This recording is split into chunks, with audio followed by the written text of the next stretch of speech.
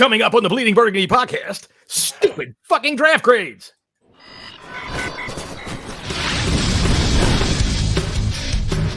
Welcome to the Bleeding Burgundy podcast, a Washington football podcast by fans for fans.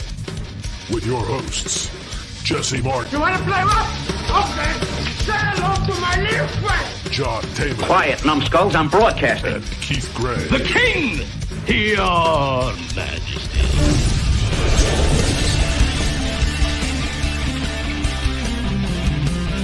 And now here's your host.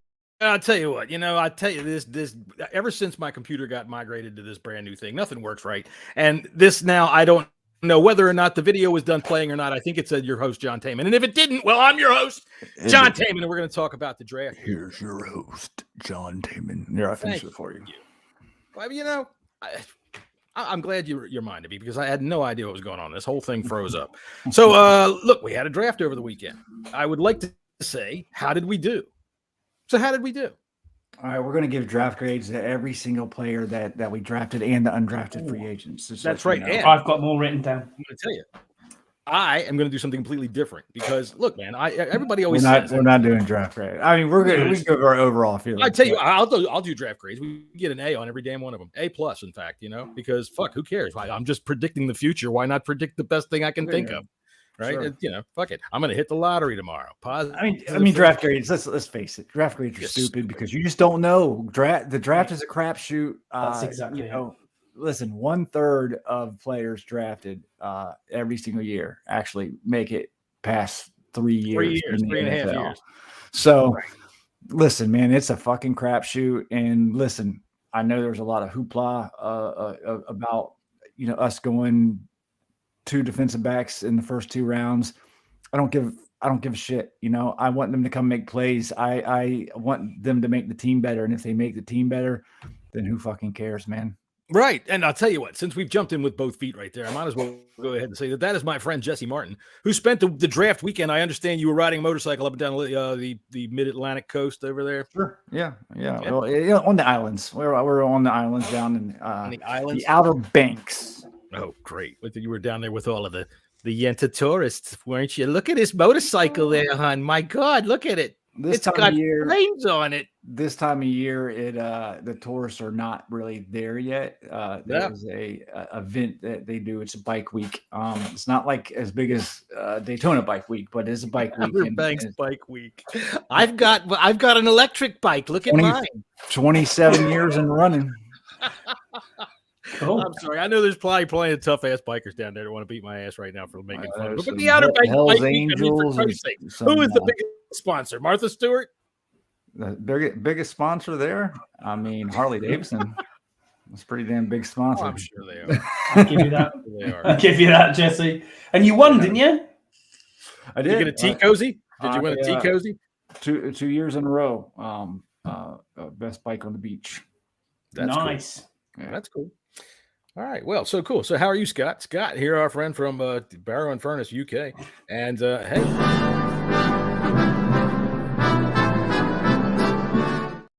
So the draft for you, was it like, I know we were running the first round. Dude, you were punchy as all hell. Watching Scott with hardly any sleep was a blast, I got to say. I think I'm just back off Eastern Standard Time, gents. But yeah, it's... honestly, it's been a bit of a ride. It's funny. We had a bank holiday on Monday, so I kind of caught up a bit on sleep there, which was pretty good. But yeah, tough going.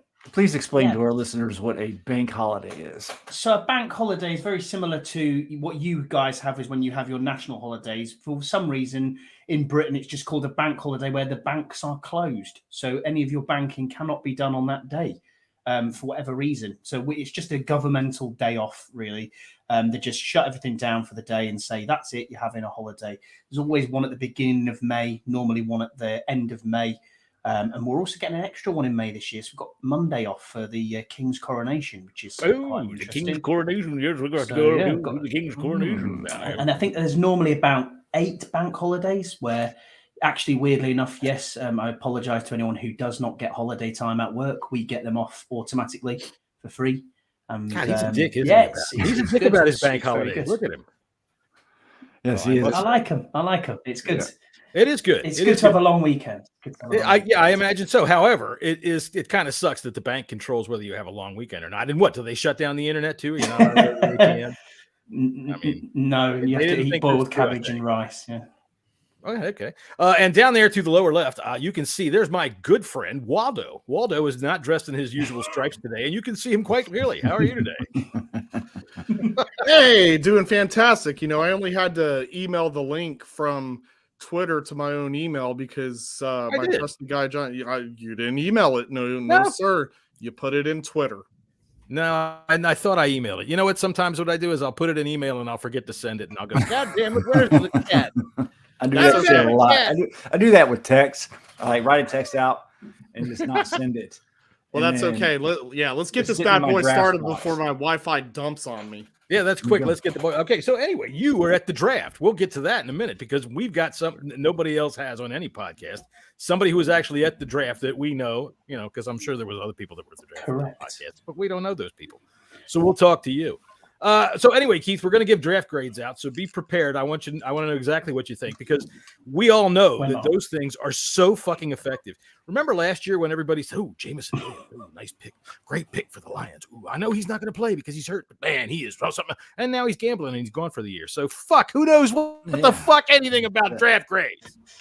Well, look at it. How many people knew Cam Curl before he came out? Nobody. Really? Honestly, nobody. Our scouts. That's who knew it. So yeah, I'm always on record as to say, and I always get a kick out of the people always telling me about what the draft experts think. Fucking draft experts, shut up about draft experts. The only draft expert I want to hear from is Keith Gray. So how was your experience in Kansas City? Well, before I get started on that, I want to congratulations to our guy Jesse for winning another award for that badass Harley he's got. We covered that. He won an apple blossom basket. That was nice.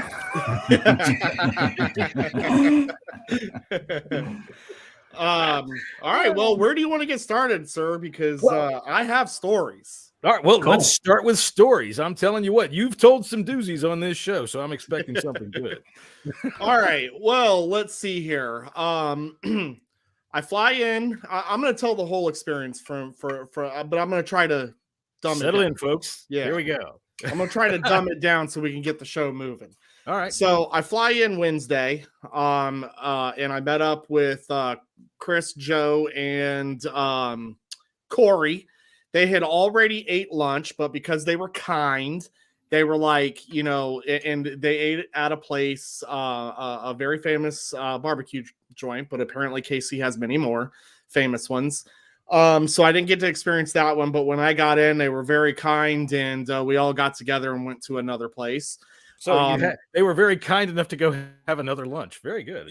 Yeah, exactly. Exactly. I mean, they were going on a barbecue run. All right. So this place was called Q39. Place was pretty good. It was one of their famous places. However, very expensive. And the reason is this is supposed to be a 5-star barbecue. Which I laugh at that because when I think of barbecue, I think of grease dripping, barbecue dripping in your beard, fingers disgusting. You need wet naps and your food thrown in a basket. That was not this place. This place was super fancy. Super fancy. The food was good, but nothing that I would, rant and rave about. So instead of wet naps, they gave you a finger bowl. That's right. Keith went full Michelin star, didn't he? That's right. Yeah. Find me the classiest rib joint in town. So Thursday rolls around. We did get some food, but it was not barbecue, so not worth mentioning. And he did. No. Oh, hold on. I'm going to get to that. Because I've got a fucking Keith's Corner if you've ever heard one regarding this. But anyways, long story short, Thursday, the Commanders had a rally at a bar that was halfway from our hotel to where the draft spot was. So, we stopped by there, and there was, some Commanders fans there. I wouldn't say that it was too crazy of anything, but, it is in KC and, a ton of fans are not going to travel for this type of thing. So we spent a few hours there, enjoyed ourselves. And then we walked to the first night of the draft. First night of the draft was absolutely amazing. To give you an idea of what the inner circle was like, the inner circle is the way they set it up was, your top 10 picks are typically up front and they set it up by division. So it goes in quadrants of division. Oh, cool. Yeah. And so we were not all the way up front. We were, kind of towards the back end. Even for, being pick 16, but everyone in our division, well, the Eagles had the 10th pick, but I guess because the rest of us had later picks, they kind of got, screwed in that sense. But anyways, and we were sitting in quadrants. All their familiar super fans that were there, for the Cowboys, Eagles, Giants didn't really have great representation from the fans. I don't even know if they have because they're barely fans. Human. Let's face it. Right. You try to get the Giants to Right. get out to Kansas City. They get on the wrong bus. They end up in Florida. Yeah. Now Eagles had their guy with the shoulder pads, the mohawk. He was on my flight in a seat in front of me. No, this is the shit I want to talk about. Yes, I'm gonna get to that. Yeah. I'm gonna get to Good, that. So, but the Cowboys fans represented well, of course. They were sitting in front of us. They had a lot of their fans that I've seen on TV, but never met. Honestly, every single one I didn't talk to many Giants fans, but I think it was because of where they were sitting. I never really traveled, but I'm not going to lie. The Cowboys fans were, those guys were great. They've been doing this for so many years. This isn't like, let's duke it out, type of deal. Of course not. No, it was fun banter with them. Same thing with the Eagles guys, fun banter with them. Super nice people. The team, the PR team that was there to host us to make sure that everything is good, had a bunch of stickers. And I said, well, I'm going to go ahead and I'm just going to magically place these stickers on Cowboys fans, Eagles fans, whoever I walked past, they could get it. But the fun part was the Cowboys fans. That guy there, these two. That's good. That guy there, I didn't talk to about it. He kind of just looked over and laughed, but he knew that I did it because obviously I patted his shoulder. But they had those on for a while. But that gentleman there wearing the Lamb jersey, he was. I was a little concerned because obviously that's a custom hat, and if you look at it, it's kind of painted. And I didn't want to, ruin his hat. So I actually, after I took the picture, I came up to him and I'm like, hey, man, I'm just going to take the sticker off. He looked and was dying laughing. He's like, did you get a picture of it? And I said, yeah. He goes, good job then. That's fantastic. Right. After you've already stuck the glue to it, why not go over there and rip it off yourself and see if the paint well, comes with the it? good news is I didn't stick it on there, obviously, all the way. But, I did. That's pretty good hands there. You should have tried to pick a pocket. It was there, but I pulled it off, and I even told him, I was like, I didn't want to ruin your hat, and he's like, no, man. He goes, it's all in good fun. He goes, look, this is not the 1980s, bro. We're not, beating each other up over this. He goes, it's all in good fun. So but everybody spends a lot of money to get there. Those guys aren't just from down the street. You know. Yeah. So the first night of the draft, there's really not a whole lot to say other than the theatrics of the NFL. Very well done. The stage presence, all the videos, everything that they did. Did you like the music? The music really got me going. But I'm going to get to that too. Okay. So very well done. NFL did another great job because I've been to a draft before, but just not the inner circle. I've been to the one in Philly. They told Smash Mouth, get the fuck out of here this time. Yeah, pretty much. Good, because they suck. Yeah. Well, we had Fallout Boy the first night and then Motley Crue the second. Motley Crue. Unbelievable. I did not stay for either though. What? Yeah. So wow. Well, I'm going to explain why. So Fallout Boy, no thanks. I'm not really interested. It's just not my thing. No. And honestly, listen, we were there from all hours of the day, and you get to a point in time where you're super hungry. Drinking, no issues getting alcohol at the draft. Yeah. The inner circle was hella parties. It was just fans walking around the whole entire time. It was like one big party scene. And then when your team's pick comes up, that's when they corral your group together, and that's how everyone gets on camera during the picks. Yeah. Let's see. Yeah. It's perfect. There you go. I was always stuck behind everyone. So I made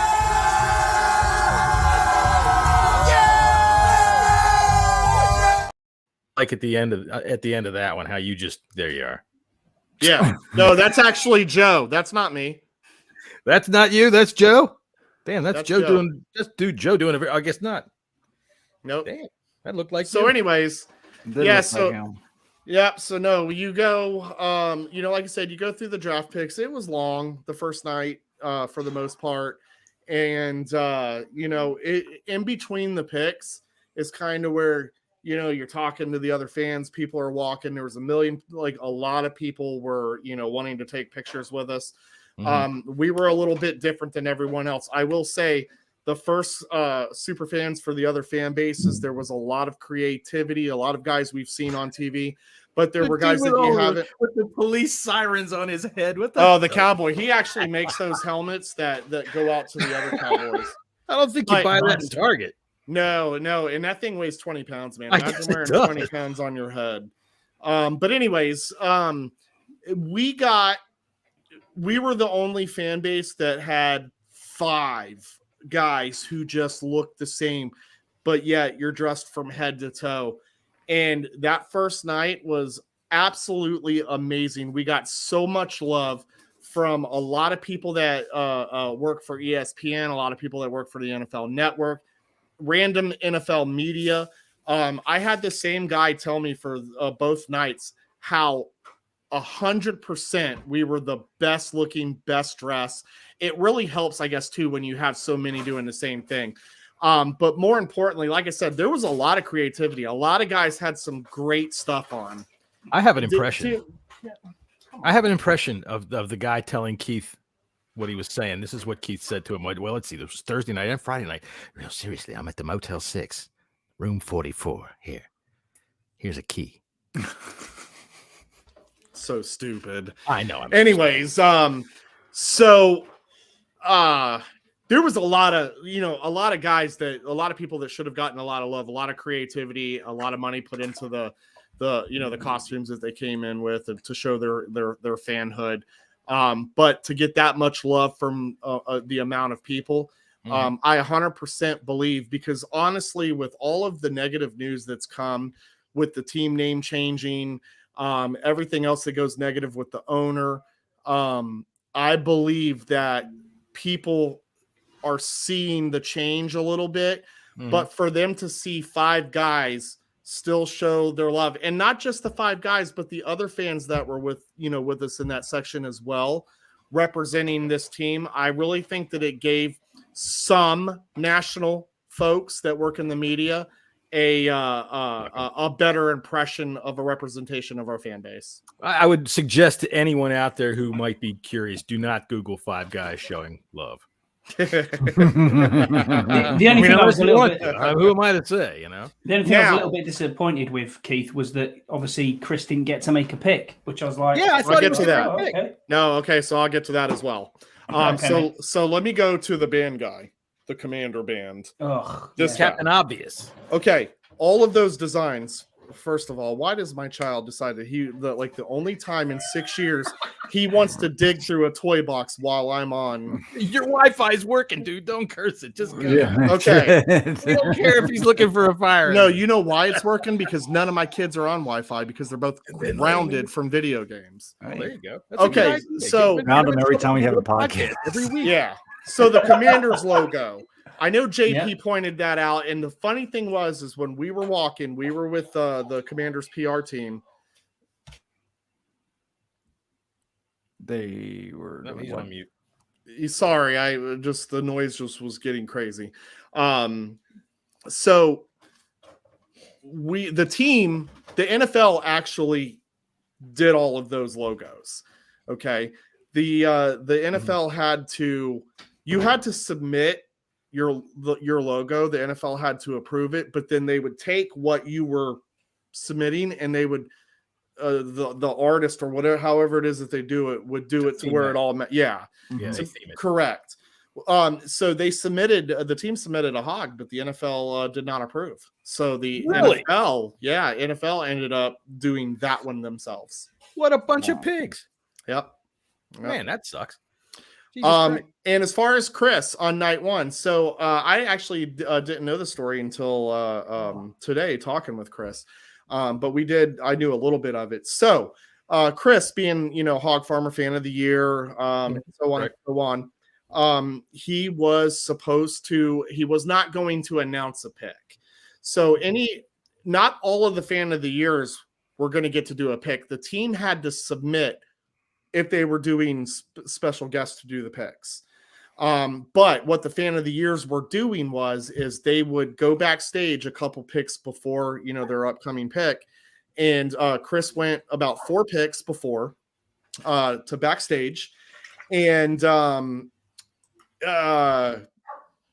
the idea and what they were doing was they would get the jersey of the announced pick and they would hand it to Goodell and then have a few quick words with Fidel. Yeah, I mean, it might as well be Fidel. Yeah, it might as well be Fidel. But anyways, have a few quick words with Goodell, and then Goodell walks it over to the named player. Right. However, Emmanuel Forbes was not there, so there was nothing for Chris to do at that point. There was not going to be an announcement by Chris, anyways. But the intel backstage was, in case anyone was wondering, so they have about 10 teams, blank jerseys, and whoever the pick is, they actually make that jersey then and there. Just iron it on. Yeah. They also know 15 minutes before the actual pick is announced. So when you see the pick is in, that pick has been in. Oh yeah, it's all television, man. But you know, Forbes was there. They found out he was there. He was just in an elevator or in an umbrella stand, and nobody saw him. He's pretending to be a zip. Oh man! One of the first cartoons I made years and years and years ago. I did these superhero freaking football players, and I made Marvin Harrison the Stick, and he was this little, and I had him hide behind this umbrella stand, listening to the bad guy. But anyway, my dog. So nothing to talk about on night 2. It was pretty much the same thing as night 1. Other than from second to third round, our pick was hella long, and I had been there all. Yep, there we go. What happened here? What happened here? So if y'all haven't seen this video, it's on Twitter. This one? Do I have that? Let me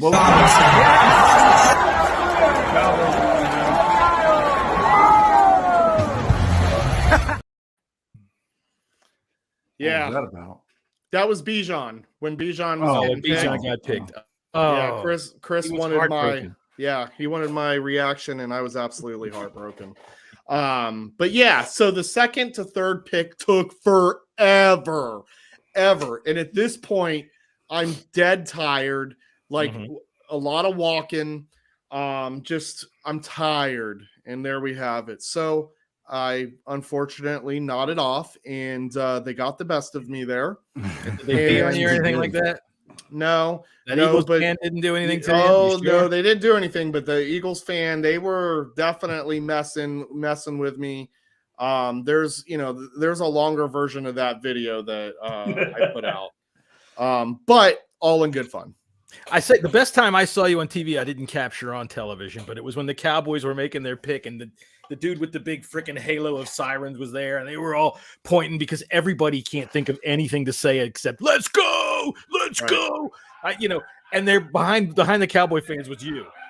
I thought that was all right. Sadly, I never did send those videos. I have ESPN definitely showed me a lot of love. That's for sure, because my texts were blowing up. DMs were blowing up. It was because of Rex Ryan. He said, "Hey, I like the 1 foot over there. Look at his feet. My God."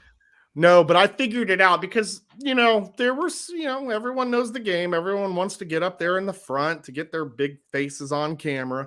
And I said, all right, well, I'm a 6'2", 6'3" guy. I'm going to go ahead and stand on this chair. You had a stunt double. That wasn't me. Stop showing. That's Joe. You had a stunt double. It was Joe pretending. Yeah, that's definitely not me. But I stood on a chair. In fact, you know what? Since you're showing pictures, sir, I'm just going to. I'll put them up here.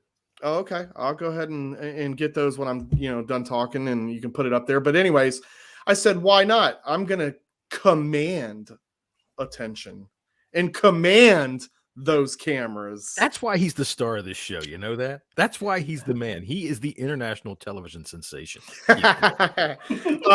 No, in my mind the whole time was I just wanted to get on. I wanted to get on camera for my kids because I knew that night one was a little tricky. They weren't going to stay up that late, but I was actually in the beginning of the broadcast and then of course on our pick, and my kids got to see me, man, and that was what was important to me. Getting on camera is easy. I could be on the news in 2 hours. The White House is just up there. All I got to do is go jump the fence. I'll be on a million cameras. Yeah, no, that it was just. And what was cool about that was, my wife told me, after, because the next day, she showed them right before, night two, and night two is when I got a lot of love on the camera too. But Cameron went to go hug the TV and he's like, "That's my dad," and then even Carter, the oldest kid, he's like, "Oh yeah, my friends at school told me that they saw you, Dad." And I'm like, "Yeah, are you super cool?" He goes, "No, they made fun of me." They did. Of course they did. That's what you do, right? Oh yeah, Right. That's cool. That's cool. Yeah, but you know what? They'll remember. We saw Cameron's dad on TV. Yeah. So no, other than that, very cool experience. I can get more, later. I don't want to, bog the whole show down at first by talking about it because I do want to talk about Kansas City, and I do want to talk about their barbecue, but we can do that in a different segment itself. But what I will say, segments. Oh, okay. Well, then I'll keep going. So here's the stories. I got one story for you, but all right. One thing I will say to any fan that wants to do this, do it at least once in a lifetime and try to get inner circle tickets. And unfortunately with those, don't go to Kansas City if they have the draft there again. Is that what you're saying? Yeah, I'm getting there. Below level prostitutes. Because this is going to lead into my storytelling. Anyways, you got to get inner circle through the team. But if you're able and have the ability to actually do that, definitely do it because it was an experience of a lifetime. However, don't go to Kansas City. Okay. Now, the people were super friendly and nice, so don't take this to heart if you're from Kansas City. Oh wow. Don't make me cry, Andy. Don't make me cry. Make him cry, Andy. Make him cry. Don't make me cry. The locals there in Kansas City were very friendly. So if anyone's from that area, fucking yam. If any of you are from the area, definitely, don't take this the wrong way. This city was not equipped for all of the fans that were there for this draft. And what I mean by that is they just didn't have enough staff or anything that was outside of the actual draft. Restaurants were closed down early. So if you didn't get food in the evening at the draft, wish you the best of luck because nothing was open. Now, if you're into the bar scene and you're constantly drinking, which that's not going to be my thing because I knew what kind of day that I was going to have the next day. Jesse, I've seen you at games. This definitely would have been your scene and you probably would have had no. What are you trying to say here, Keith? I can tell you why Keith wasn't into the drink. You definitely throw down some tall boys, sir. So you wouldn't have had any issues in that sense, but it's kind of not my scene. There was no food available. Now, night one, I went to bed hungry and I was pissed about that. All right, but I'll live. It's only one night. Night two. Okay. Now I don't want to stand in line at the draft to get food because it was hella long and I didn't want to miss the experience. Right. Right. And so was everything else. Night two, we decide now in the city, they got these scooters. You download an app, it activates a scooter and you scoot your ass to, wherever you need to go. The problem is it's $5. I would love to have video of all five of you in your freaking bibs going down the street on scooters. So it started with 4 of us and we were going to walk to a place, but we just, Chris out of nowhere said, I'm going to take a scooter. So then Joe followed him. So then I was like, well, I don't want to be left out. So I'm going to take the scooter. Corey was like, all of you, I'll walk to wherever. So we lost him. So anyways, I paid $5 for in Kansas City. That's a country song. And that's a country song. I pay $5 for a scoot. We get to the first place, closed. pay another $5 for a scoot. It's a bar that you walk in and you're like, hey, do you got food? Yeah, but there's a cover charge. A cover charge for what? Just to walk in your place? You ain't got no entertainment. You know what else they said to him? They said, we ain't got no strawberry breeze White Claws. Sir, I wasn't drinking. I needed food in my system. You just had to look. You have So I got news for you. Them White Claws ain't drinking either. So as soon as dude said it was, I said $5. I was like, there ain't no entertainment here. I said, no thanks. So I walked out. Now I got to pay another $5 on the scooter. And now my scooter is all locked up. I pay $5 and my scooter won't go anywhere. And I look at Chris and I'm like, well, there's a Roach Coach right here. Do we want some shitty pizza? And Chris is like, nah, I don't want no pizza. And I'm like, well, my scooter ain't going anywhere. And by this time, I'm now going on night 2 with no food. I'm fucking fed up with this place. I took that scooter. I was cussing up a storm, and I Hulk smashed that motherfucker on the sidewalk. Did you really?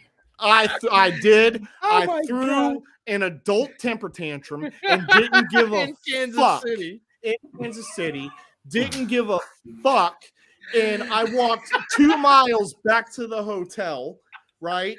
Now, I'm telling you, this place, downtown, it was dead, even with the draft. Well, probably because most of the people that attended the draft were all Chiefs because they called around and said, hey, God dang it, there's some dude down here slanging around the goddamn scooters. No, they're all Chiefs.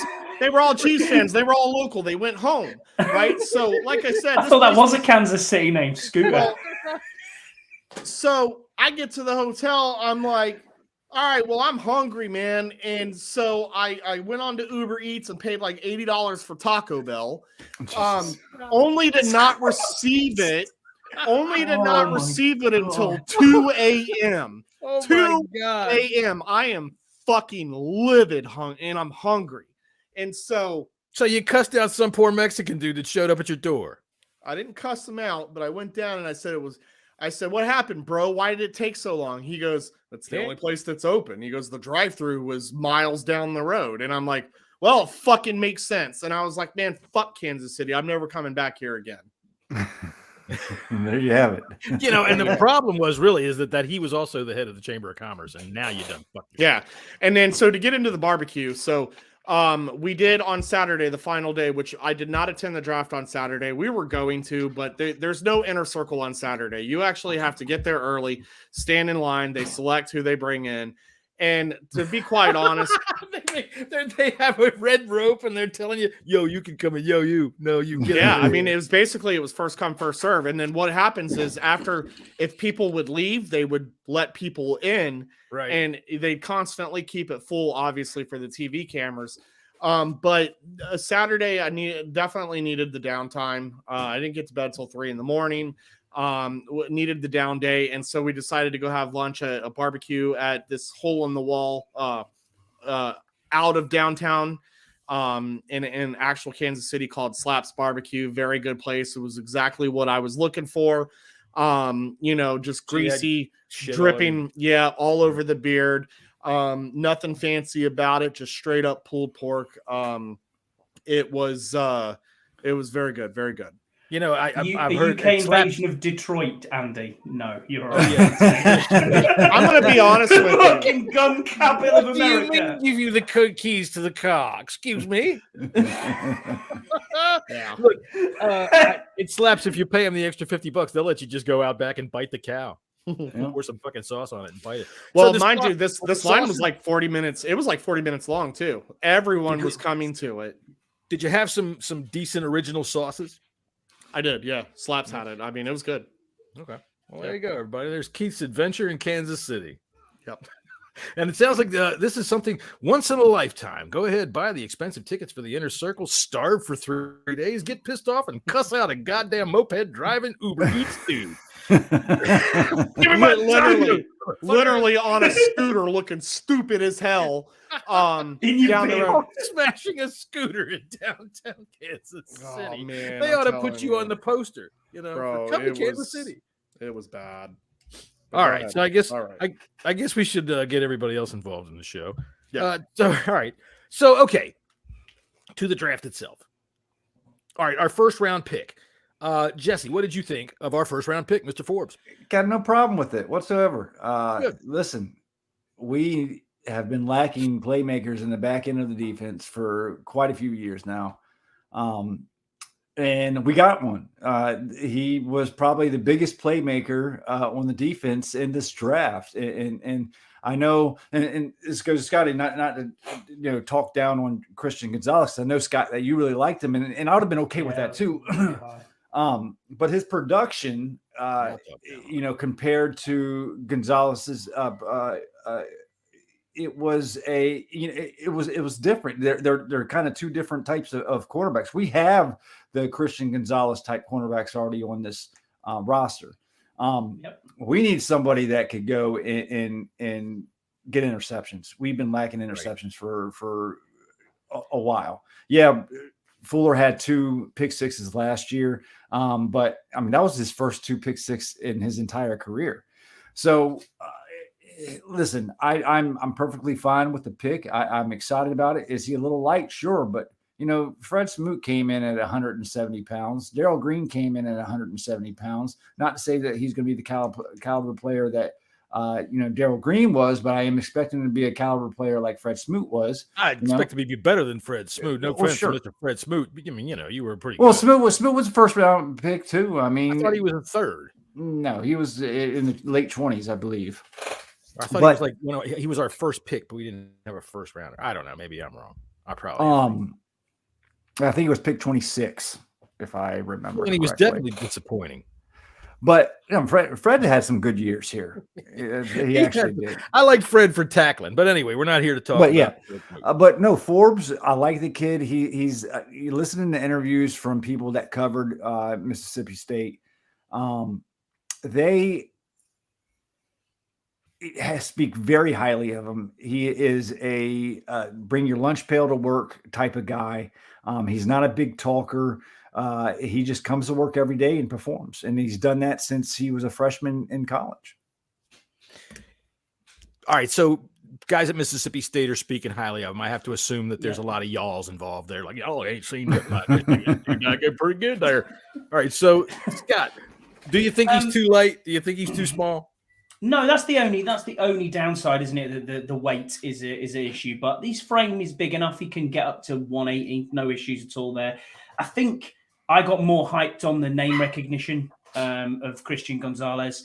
I'm looking at mock drafts, looking at everything else, and the fact that he fell into our laps, I was like, yeah, this has to be the pick here. It was probably because it was 3:20 in the morning as well. I was pretty pissed off for waiting so long. You were going strong.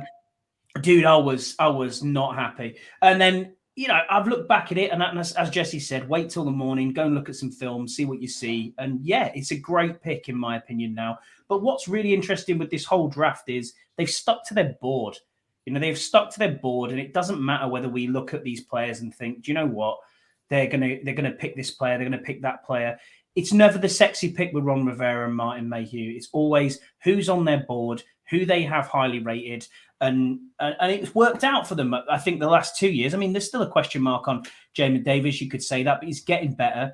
Jahan Dotson was an absolute steal when we look at it that way. And I'm hoping that Emmanuel Forbes will be that guy as well. You're right, Jesse, in what you're saying.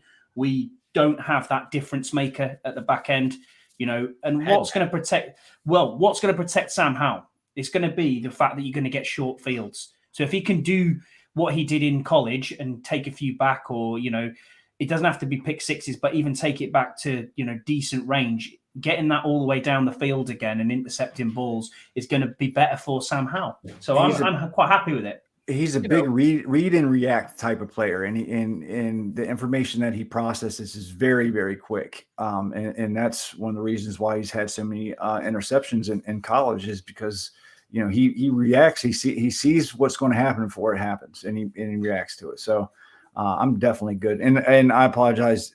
Smoot was a second round pick, early second round pick, not a first round. That's what I thought. Now, if he can see the future, that'll be good, because he'll know when the guy is going to throw it, and he should have known when he was going to be picked. He should have been ready for that phone call, which I thought he pretty much was. In terms of his weight, I have heard already that he's up over 170 pounds. He's already been working. 166 was a February weight. 166 is light, but for me, injuries are flukes. And for another thing, I don't want my cornerback being my tackler. If he can set the edge, if he can turn that wide receiver or that blocker back inside and force that freaking run back inside on the edge plays, then that's good enough for me. All right. I don't need him to be out there being a linebacker making a tackler. Can you stick on these receivers? Can you work with these guys that are in the NFC East? Can you chase CeeDee Lamb down the field? Can you chase and follow with Devontae Smith? Can you do that? That's what I want to see. The future, you can't ever see what it's going to be anyway. So who the hell knows what's going to happen right now? I'm okay with the pick because it was something that we needed. And apparently Ron Rivera was really high on the pick first thing going in. He said that was his guy. The only thing I would say is, like you were saying there a minute ago, Scott, Jamin Davis is coming along, but for your first round pick, man, I don't want coming along by now. I want impact, and I want impact from this guy. There's one more. Quarterback's a bit different. I don't expect like 5 picks or anything like that. Yeah, the only issue you're going to have here, John, is he's always going to be linked now with Gonzalez. So whoever plays better in the next 2-3 years, he's always going to have that. Oh, we should have picked Gonzalez. Oh, well, and you're going back and back and back, and it's the same sort of thing with. I can't remember the guy from Cleveland who was on the board, linebacker at the time when we picked Jamin Davis. Very, very similar. Carmella. That's it. Yeah. And now he's injured, and he hasn't done much at all. So right. For production wise, I'm quite happy where we are. And I think overall, looking back at it, I think it was a good pick. I think I was just pissed off and tired, to be honest with you. And I thought it's going to get to that stage where Gonzalez is going to fall. Name recognition plays a key part in the draft process. Bill Belichick took all of about 5 seconds to pick him. I know you glance back, but I tell you what, my father. Now, Keith, you always talk about your dad, but my dad. He had a saying that I remember from back when I was probably 6 years old that he would say every year during the NFL, and it was this: "Fuck Gonzalez." And I never knew what he was talking about, but I guess it's another thing, we, John. Another thing I would put, between Gonzalez and Forbes is. Gonzalez plays in the Pac-10. The competition that he played against wasn't nearly the competition that Forbes played. That's true. So, John, you were mentioning all the receivers that he's going to have to go up against. Well, guess what? He's been up against them. He's been up against I'm not too worried about it. And he's fared very well against them. As long as that's one of the things that gets me really excited about this pick, man. But you have to wonder: is there a chance? Are they going to do something with Fuller now? And I'm sure we're going to talk about the second round pick now, might have something to do with that. Is these starving people that were in the crowd in Kansas City, the Commanders fans that were there? What was the general overall consensus when they picked Forbes? What did y'all think?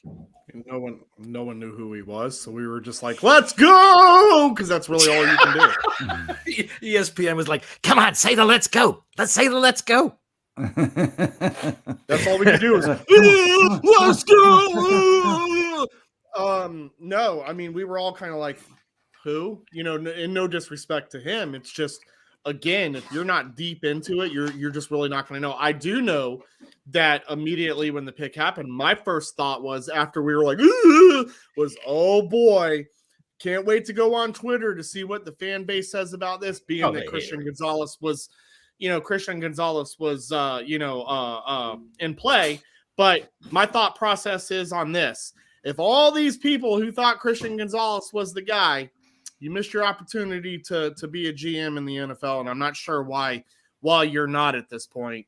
Look, at the end of the day, we saw the video. It was who Ron wanted all along. Yeah. Clearly, in the first and second round, we were targeting defense. I think Ron. Whether people say, well, this is not a defensive league anymore, it was Ron's vision, and Ron said, look, we already got a nasty up front, we need a nasty back end. I also think that the first 2 picks were insurance to what's going to happen with these guys that are coming up on contract. Mm-hmm. So you brought up Fuller, Jesse. The second pick I thought was really interesting in terms of Fuller because he could play the slot. This guy. And to be honest with you, I think I'm maybe a little bit more excited about Quan Martin than I am about Forbes and what Quan can potentially do with the likes of Cam Curl and Derek Force as our nickelback. So now our base packages is nickel now. Okay. Yep. That's just it. We're playing with 2 linebackers, 4 to 5 defensive fronts, and 5 defensive backs. It's this pick right here is so freaking interesting because the guy can play everywhere. He literally can play any position in the backfield on the defense. He's a big time athlete. He makes plays. He reminds me a little bit of a Cam Curl in a sense of how his athleticism. You see some of Cam Curl's stuff that he did his rookie year. You see a lot of correlation to what Quan Martin in the film that you see of Quan Martin. So I'm excited to get this young defensive back group together and see what they can do. I am as well. Scott, what do you think? Yeah, I agree. I think I'm really excited about this pick. I thought it was a really good pick at the time. People were saying it was probably about the right time to take him as well. And I think for me, this is one of, if not the best pick of this draft for us. I'm really looking forward to him. One thing I will say is, yeah, I agree. It's big decisions on Fuller now. I mean, you can save a lot of money in cap space. I'm not sure if he could be a post-June first cut. $8.5 million is a lot of savings. I think you get all of that back. Pretty much if it's a post June 1 cut. Yeah, that's right. I think it's 4.5. I think it's 4.5 now if we cut him, and then I think if we cut him after June 1st, it's 8.5, which is an absolute. That's a lot of money. We haven't got any money either. My question would be: would y'all be comfortable enough letting that veteran of that group go? I mean, you've got to get younger at the position, Jesse. What do you say for St. Juice? Do they not have any faith in St. Juice because they didn't like how he was kind of slow coming back from injury last time? It's not about. Listen, remember Ron called him a pussy in that one. Yeah, he did. I was told you're a big pussy. I was told that they thought that he was being a pussy when it came to his. That's what Ron said. His foot injury. I think one thing on Benjamin St. Juice is it's difficult playing cornerback when you've got a flip top head. Being from Canada, they also are concerned about his concussions. Think about his. He does have a history with concussions, and because he's from French Canada, they are concussive. One thing I will say about Emmanuel Forbes, though, going back to it, is I loved his drip fit when he was coming to Ashburn. He obviously had his Stone Island jacket on, and when you've got your press conference at 1 and Millwall away at 3, to get the badge and all that. You people with your drip fits, you young kids today. I'll tell you what. I'm turning on NFL Network. John, get ready for the draft. And what do I see? I see guys on a red carpet with their mother. Yeah, man, I'm wearing Louis Vuitton here, and I got, and it's like, Jesus Christ, I don't give a shit about his shoes. What's his 40 time? How well can he play? Show me some highlights, for God's sake. We're here on the red carpet in NFL. No, these things don't go together. He's wearing Stone Island. It's a football hooligan firm. So Keith, what's he doing? What was the reaction in the pit, in the circle when the Commanders took 2 defensive backs in a row? Let's go! There they are. That's pretty good. This was.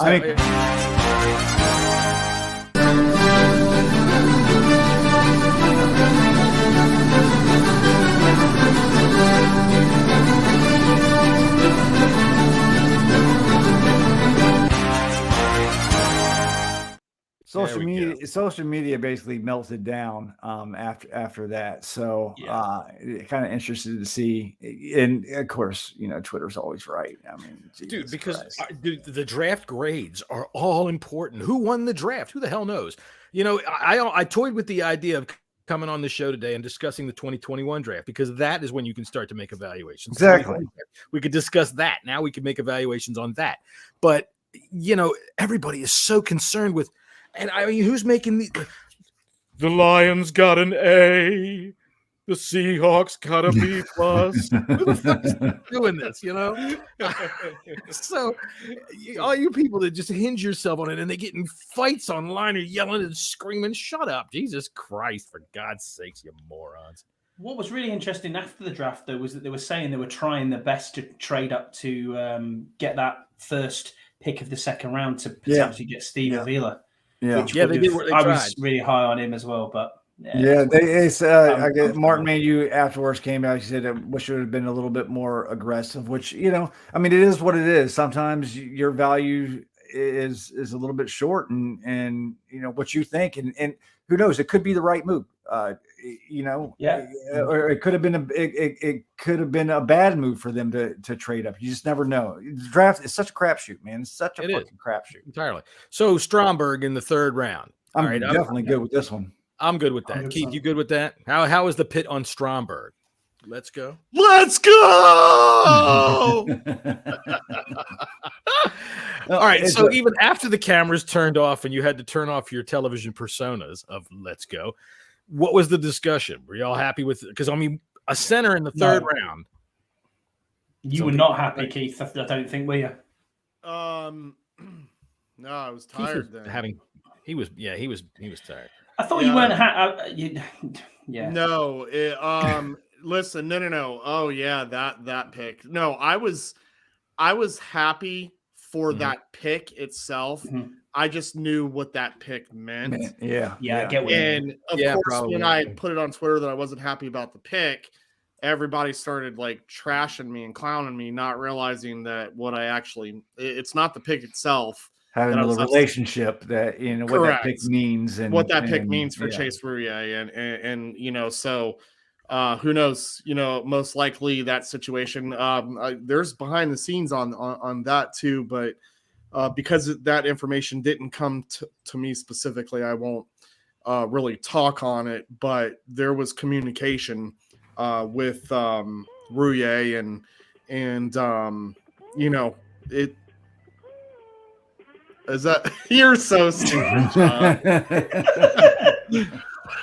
I can't speak on the information other than there was communication, and and that communication drove emotion, because when you have somebody that is highly involved into the charity, I mean, his family has been great to the charity, and so knowing what that could possibly mean, it sucks.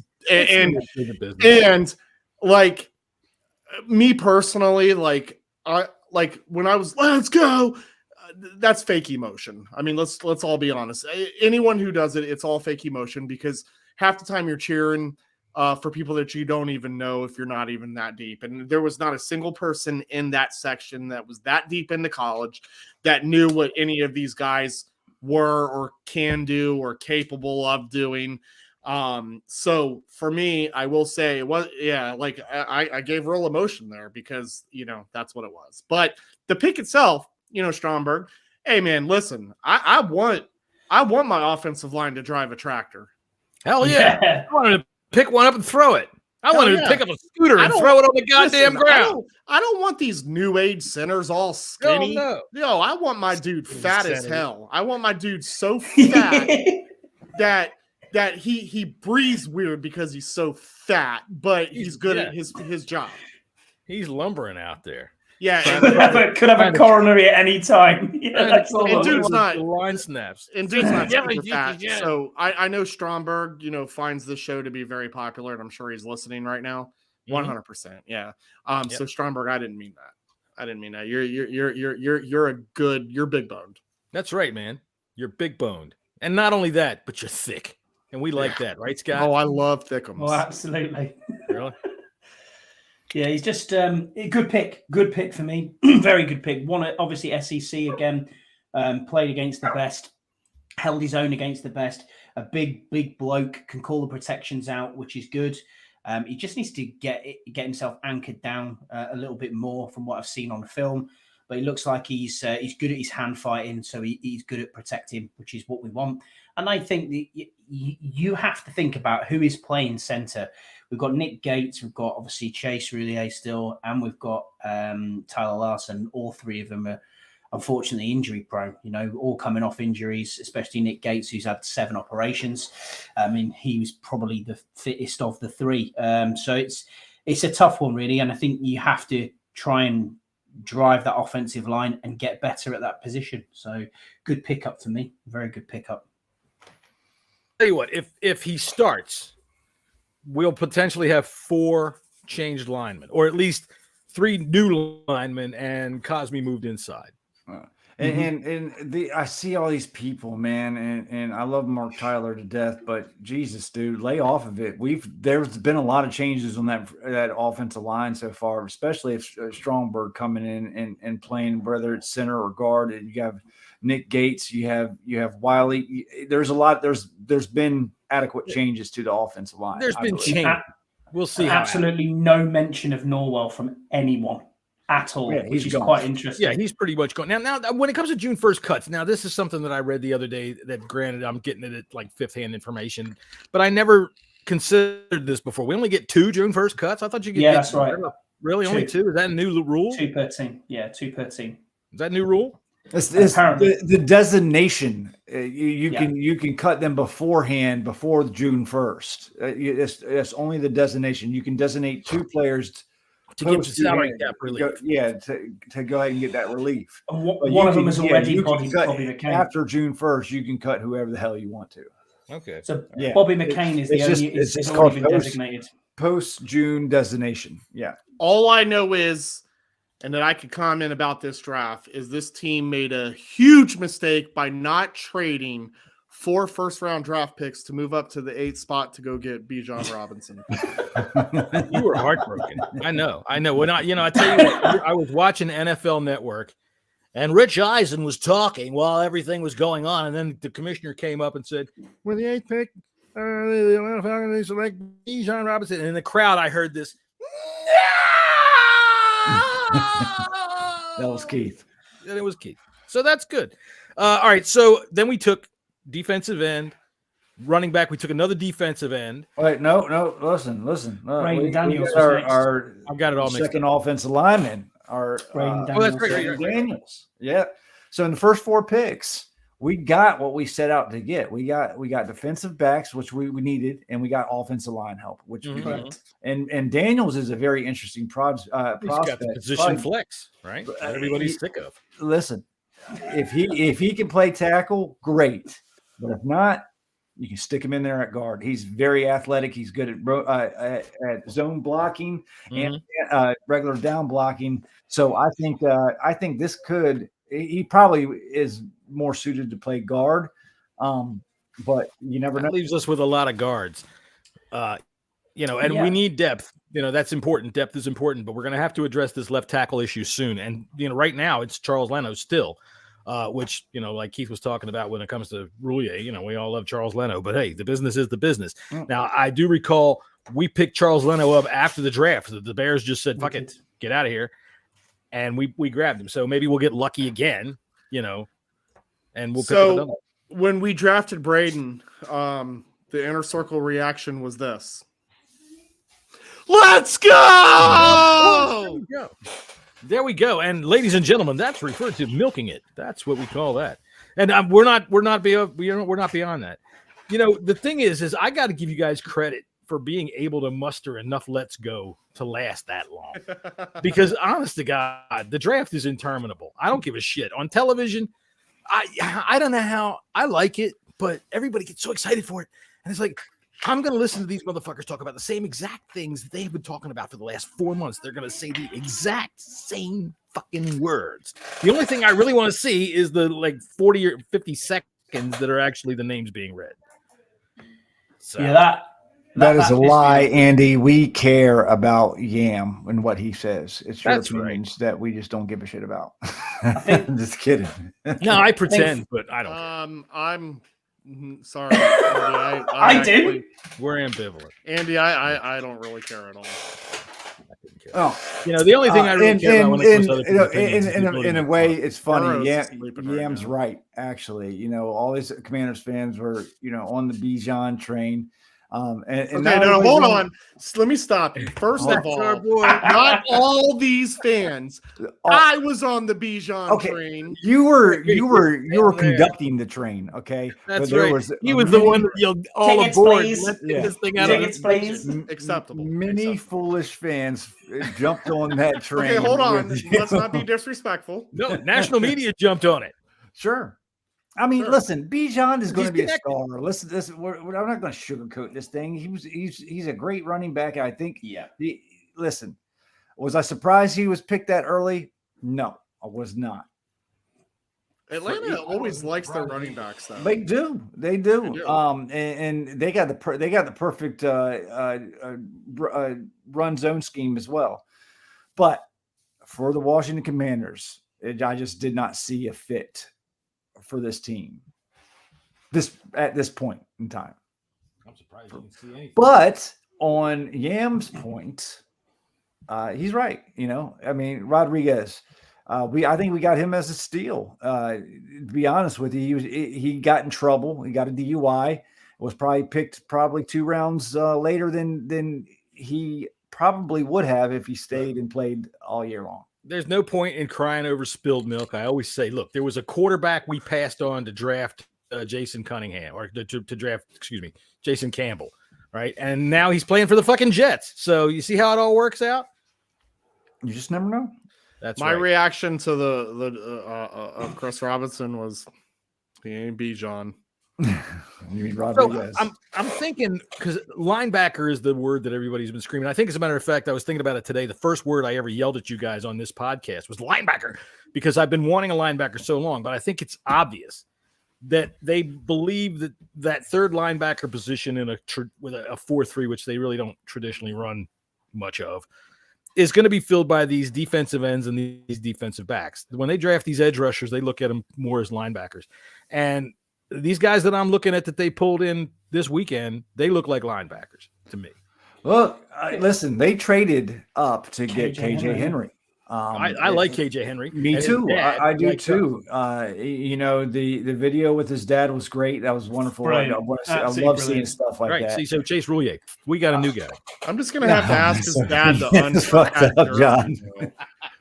Well, I'm sorry, Keith. What was that? I just would have to ask his dad, like, bro, you got to untuck the jersey. Like, that is straight out. That's something John Kamen would do. Was it a trotter jersey as well? Yeah, it was. I'm a solid untucker. There's no way I'm tucking anything. It was a trotter jersey. He's a Philly guy, man. But Trotter was here 1 year. You know, he's a guy that'll buy any jersey. That's what he is. He's in any jersey. But look, Trotter was here 1 year and was bad. This is an interesting pick. I mean, obviously they coveted this guy since they traded up to get him. You know, obviously picking a guy in the 5th round is not, you know, a first round, obviously talent, but Shaka Toney, now that he got in trouble, I think this is a replacement for him. Yeah. And this guy could end up being better than Shaka Toney because I had some high hopes for Shaka Toney. I liked his play at Penn State. But it just never really material. I think we got 1 sack last year.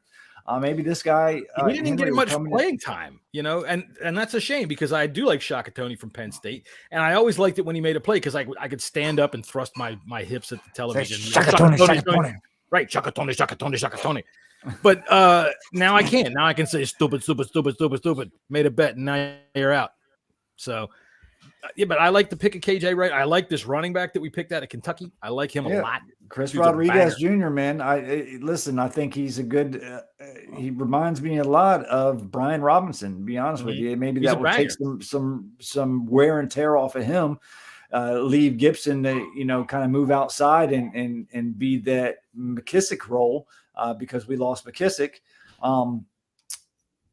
So I think Gibson's going to have a big year. I love the way they used him last year.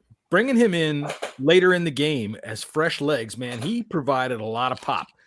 What we have to just finish these drives in the end zone. But I liked the way they used him. Now, here's the thing. They re-signed Williams. They gave Williams a 1-year deal. And you said to me the other day, he's practice squad eligible. Yep. So, I mean, I know they didn't sign him to much, but if you're going to re-sign him, I guess they might not have planned at that time to draft this guy. This is you just never know. And plus you need camp bodies, man. You definitely need camp bodies. You don't draft camp bodies. I mean, we picked up multiple, I think 2 running back in undrafted free agent. But, you know, Williams has been here, knows the system. He's going to help, or he doesn't know the system, but he knows the running back room, and he's a veteran. So why not have him in here? Yeah, I don't blame it. I mean, you know, it depends on how many running backs we decide to keep. If we keep 4 on the roster, I think that's a lot. Yeah. So the other thing that I'm excited about that I want to touch on is this guy that we pulled in after the draft, the UCLA wide receiver. Yeah. That dude has got flash, man. That's our Casimir Allen from UCLA. Yeah, Allen. He looks Kaz Allen. Yeah, he looks really good. He's done punt returns. He's done kick returns. Dax Milne, see you later. Your goodbye, Dax Milne. That's right. That's it's good. time to go protect your. Well, the one thing he has got, Dax Milne, and I'll give him his credit, is he did steal Zach Wilson's girlfriend. So he did. The only thing I'll give Dax Milne credit for is having a ridiculous first name. Who the hell calls himself Dax? Yeah, and we got plural Dak. Dak sucks. Why do you want to be Dak? We got a lot of people upset about not drafting a tight end. There's tight ends there. Fucking shut your faces. We have Will Wallace. We got Will Wallace. Will Wallace. Who the fuck is Will Wallace? Will Wallace? Wait, Will Wallace. Do you want me to read off the undrafted the signings? Yeah, go ahead. So we've got Casimir Allen out of UCLA, wide receiver. Zion Bowen from Hawaii, wide receiver. We've got an offensive lineman in Mason Brooks from Ole Miss. We've got Tim Dumrot from Fordham, quarterback. Oh yeah, really high. He had loads of touchdowns, 56 touchdowns. Yeah, and was it 4.5 nearly 5,000 yards or something? Yep. Xavier Henderson from Michigan State, a safety. Joshua Pryor, who's a defensive end from Bowie State. Jalen Sample, wide receiver from Minnesota State, who looks very good as well. He was one of the potentially 6th or 7th round grade on him. Kendall Smith, safety from Illinois. DJ Sturgis from Missouri Western, cornerback. Mitch Tinsley from wide receiver from Penn State, who actually, when you watched him during the draft process, he was really smooth. I've seen his draft very quick as well. He looks like a good. That's why I was asking you, John.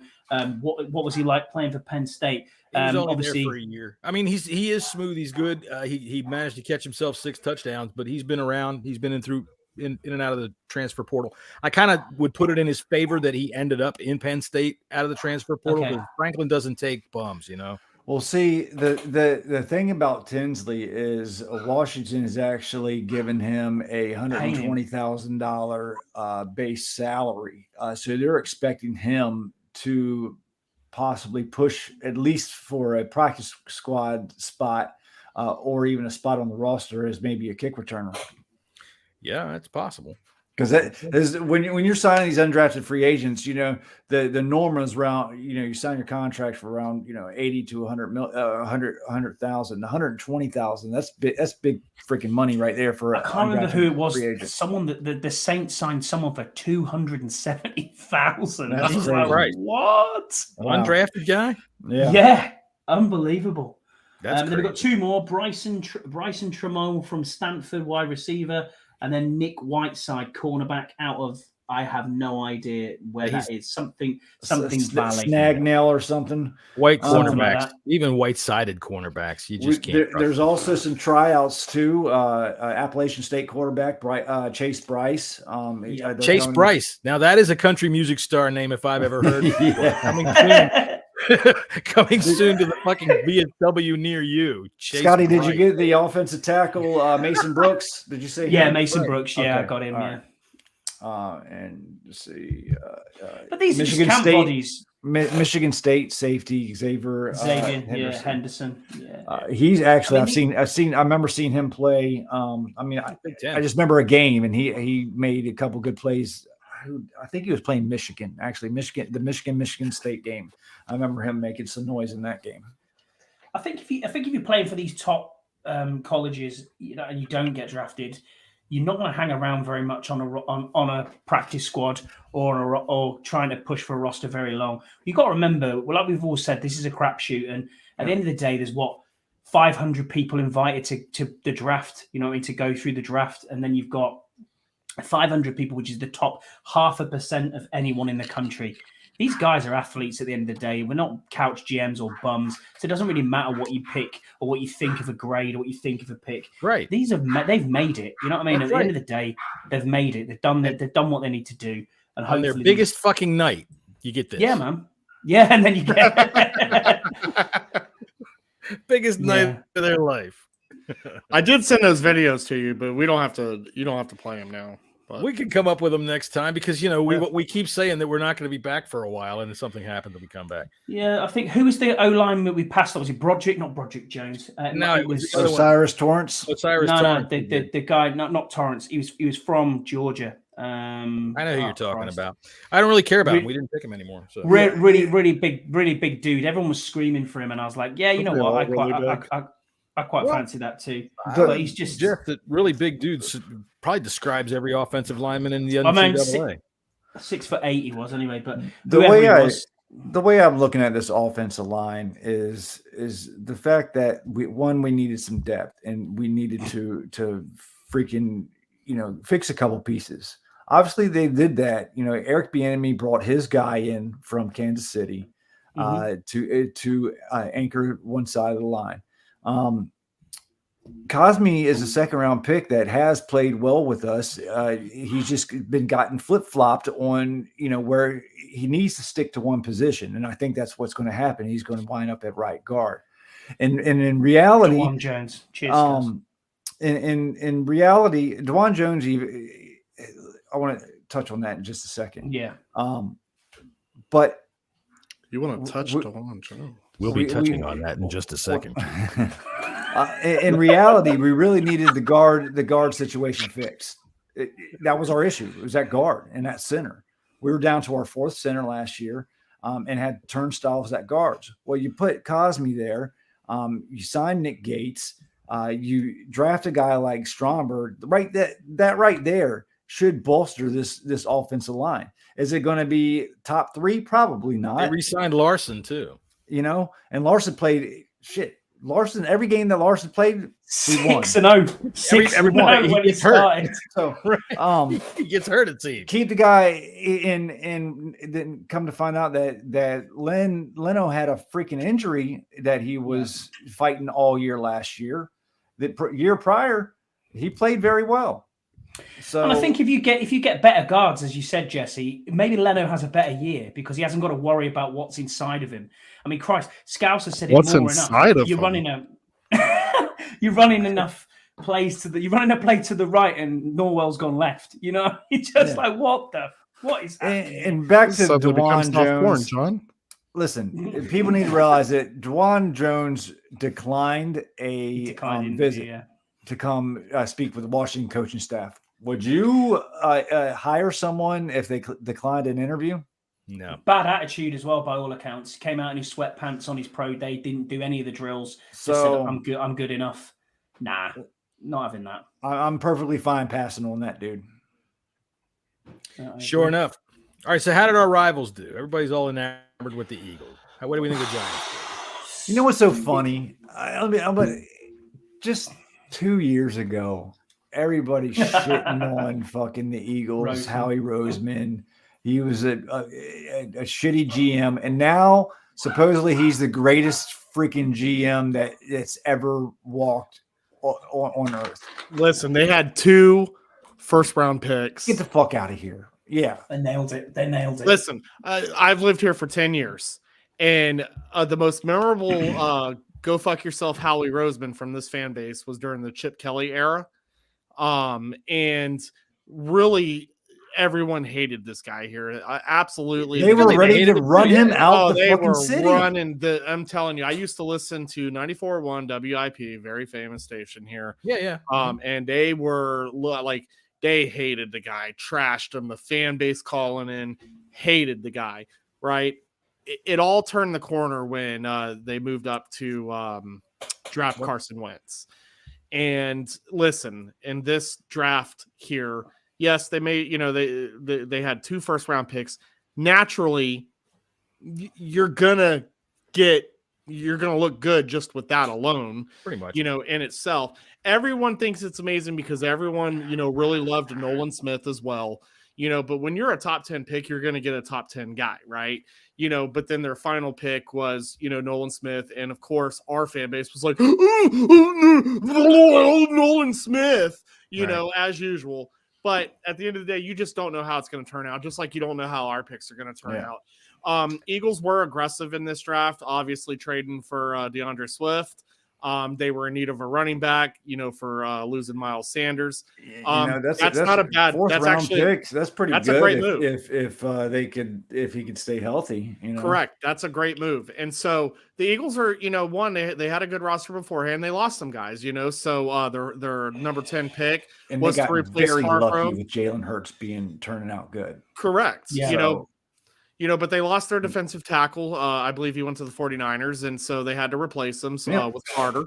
And so like I said, yes, their roster I think looks better than last year, but again, they lost some DeAndre Swift. Right, exactly, because everything else kind of cancels itself out, in my opinion. And so really they got DeAndre Swift, and but they lost Miles Sanders, which, I mean, DeAndre Swift, if you want to debate DeAndre Swift and Miles Sanders, it's A and B as far as I'm concerned. I agree with you. It's similar. like apples to apples. As far as I'm concerned, I agree.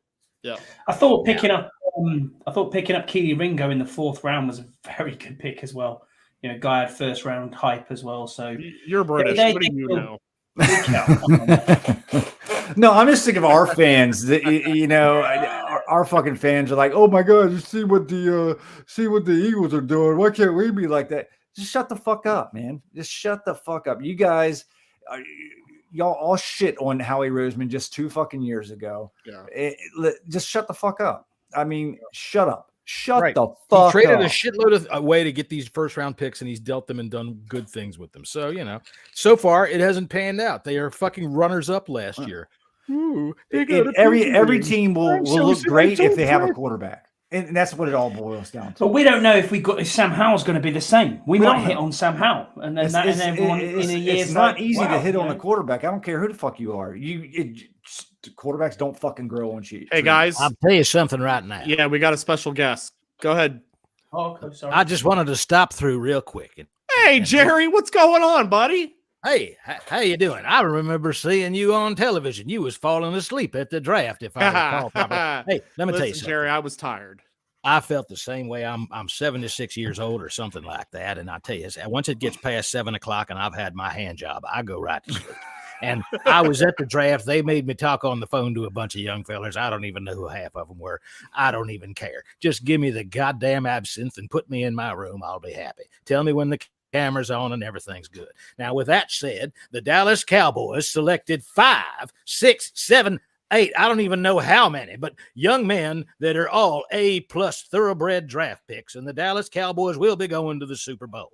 So if you want to go ahead and go over to DallasCowboysShop.com and type in "guy sleeping on TV" as your promo code, I will sell you just as many Dak Prescott jerseys as I can fit into a shopping bag. All right, Jerry out. Goodbye. Oh, well, that was a good stop by, Jerry, man. He just pretty much, he didn't even want to have a conversation. He just left. Well, let me see here. I'll tell you what, since this is all nothing but make-believe, let me go ahead and pull him back up there. Oh, no. No, Jerry, we're hanging up on you. Goodbye. Oh, you bunch of rude bastards. We we brought another guy on that you weren't here for the other day. We've got a couple of new people for you. We've got Jim Irsay. Hey, we had a big party over the week. We had a big party on Saturday, man. I'll tell you. Did y'all see Irsay's tweet? Yes. Like, what the fuck? Hey, man? what do you think? We should draft that guy or what? Everybody, listen up and see what the fans have to say. I'm on the Twitter. Woo. All right. All right. Of course, let's see. This hiccup that gets me every time. But look, everybody wants this to be like another team. No, I don't want to be like another team. I want this team to succeed and find the quarterback of the future, because that's what this team needs. The team needs a quarterback. So just like every fucking every team in the league can have a chance to win if they have a quarterback. Right. That's it, man. That's it. Right. Let it work out. Just get some luck. And everybody fucking lucks into a goddamn quarterback nowadays, man. I think that's a fair question. No. It's my company. Yeah, his company is the Philadelphia Eagles, Andy. That's the problem. See, Scouts, that's what's going on. Just came off from work. I work for a living there, Andy. All right, so we've been on this whole podcast here for 49 minutes, and I think that we've reached our limit. So unless you guys got anything left to say about the draft, I predict we're going to go to the Super Bowl because that's just fuck it. It's May. Why not? Prove me wrong. Super Bowl or bust, baby. Isn't it every year, right? The franchise quarterback that we've all been waiting for. That's right. Because Emmanuel Forbes is going to have 17 return touchdown interceptions. I agree. I believe in that's his first season. We're going to go to the Super Bowl and we're going to get a picture like this from the freaking crowd. Yeah, there we go. All right, I've milked that to death. I could totally see. I could totally see Keith passing out in the Super Bowl. At the Super Bowl. Oh shit! Hey, all listen. right, once it's past 9 o'clock, I mean, it is what it is. All right, everybody, give their ridiculous draft grades before we go. All right, like I said, every pick's an A as far as I'm concerned. Prove me wrong. As a whole? Oh yeah, no, individually, each one of them. A. They're all A's. You know, I have never done. All right, let me rephrase because it. It's just pointless. How do you the draft and what we needed, and knowing the team as well as you know? Well, like Scott was said, it a good? Well, do you think it was a good draft? Do you think we filled holes? Good, great, or meh? Like Scott said, they stuck to their board, mate. And I thought that was smart, which also I think reminded Keith of another reason why he's pissed off at the hotel he was in Kansas City. He's stuck to the board. But look, if you want to point out the holes that they had, the needs that they had, they definitely went for the best players that they thought were available when they went for them at that point, except for maybe Avila, because Martin Mayhew's a big fat, you know what. But look, I look at past drafts, all right, because you can't really, the only way you can gauge the future is you look at how they've done in past drafts and say, okay, have they done well? Have they not done well? First and second rounds, a mixed bag as far as I'm concerned. But anytime after that, they've done quite well. Come on, Jesse. They've done quite well. Did you just bust your ass? Almost. I tell you what, you people that have stuck with us for an hour and 41 minutes, there's your freaking prize. There you go. But yeah, it was close. They've done well after the second round. So I'm hoping that they did well in the first and second round this year, and they continue to be able to spot talent deep, which they've been very good at. Very good at. Yeah, you're 100% right about that. Especially back in the draft, I give props to their scouting because they do have some good scouts. The area scouts at least going to. Absolutely. You know, fine. Well, I'm automatically already high on the third round draft pick because every time you get a third round draft pick, they seem to hit well. So we do that very well normally. I'm just saying. Go ahead. Sorry, man. For me, it's a B, just a straight B. I'm not gonna, but you can't judge it. I mean, if you're looking at what we've done, what we filled, we wanted corners. All right, you can't judge it, bro. You know what I'm saying? All right, you can't. I'm gonna say A minus.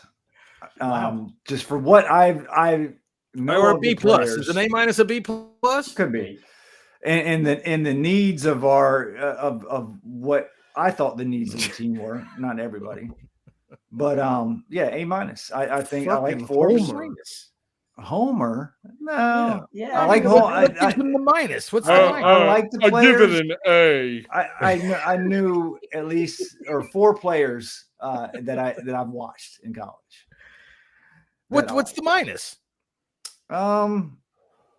Probably not being because able to trade back. Say A, not being able to trade back and add more picks. Yeah, maybe. All right, Keith. What about you? What's your grade? Keith's grade is going to be a C plus. If he could have gotten food, it would have been better.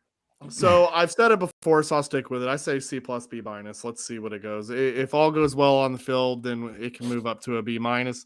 But at the end of the day, my opinion doesn't matter. Grading is stupid. Yep. Because we didn't get Bijan Robinson. Oh, that would have been A plus, buddy. But that was stupid. But honestly, no. Honestly, because we didn't trade 4 future first round draft picks for Bijan Robinson, Ron Rivera and the Washington Commanders can get a big fat fucking F from me.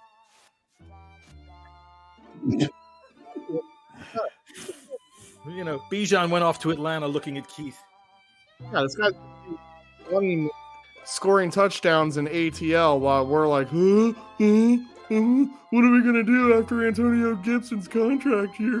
What are we gonna do? Oh, that's right, Chris Rodriguez Jr., who gets DUIs, he's gonna just drunken his way through the field and score.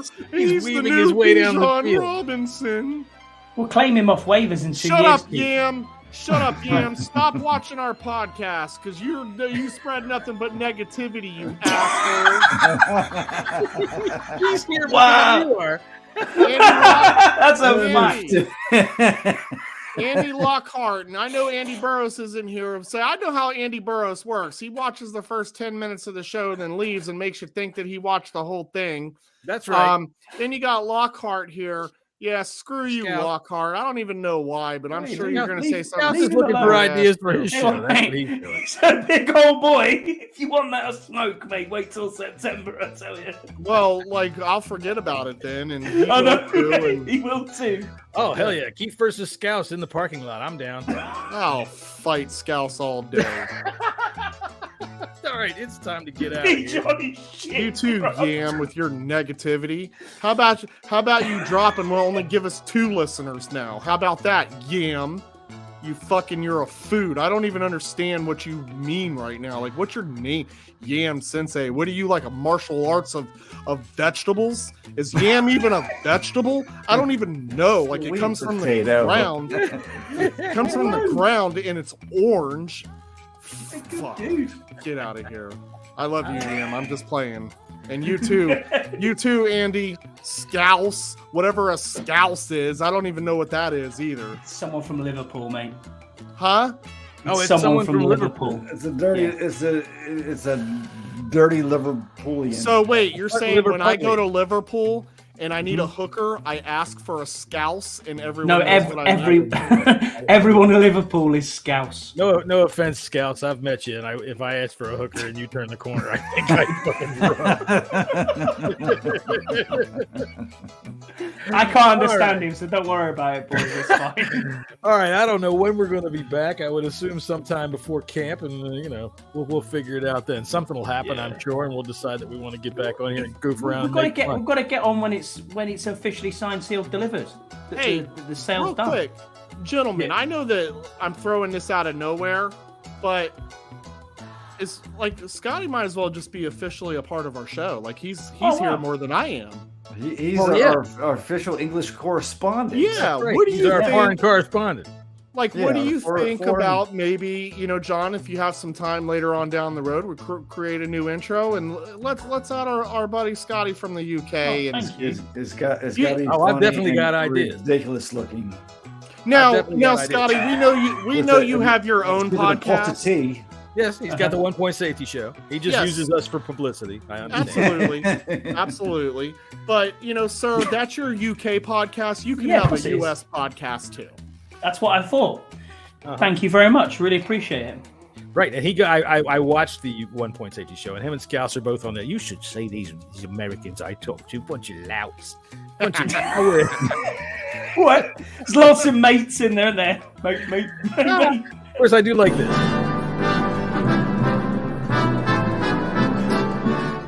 But I do have another idea, That's so a we'll do fine something. looking else. young man there. All right, yeah, I've already got that on the drawing boards for at least next week. So, but I have a busy summer. Spamming the chat with firing. You're fired. All right, I'm out of here, losers. All right. I'm out of here too. All right, everybody, get the fuck out. Bye bye.